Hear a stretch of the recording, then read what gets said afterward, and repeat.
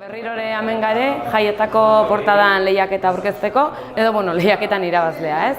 Urtero bezala prozesua irikita onda uztaila hontan, 14 laun aurkeztu die, eta gero ondia 3 bozkaketa.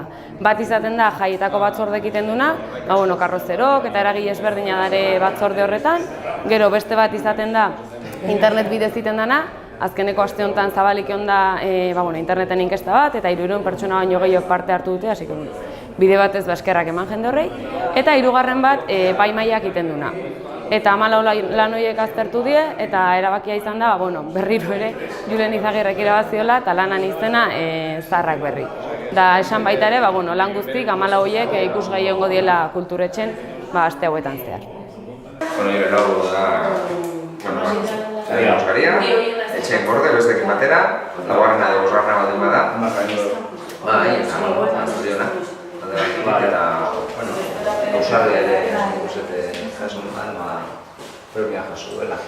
Eko bitxia, nengo goren hango saioan ere aurrekoa astearen jendea horrela jende gaztea esan, eta gertutik ikusi behar da, albarka hori...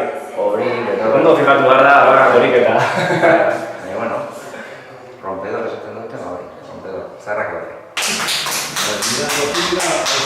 Enfrente, indistinciones. Eso es.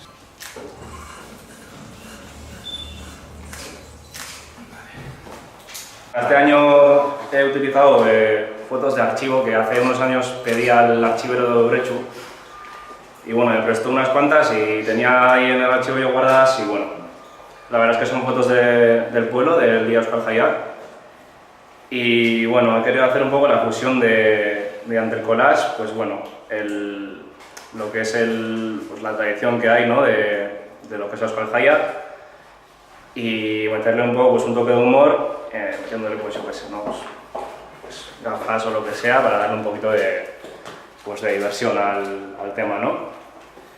Y es verdad que no es mucho mi estilo, porque hago cosas más limpias, como decía yo, pero hay que atreverse y hacer cosas nuevas.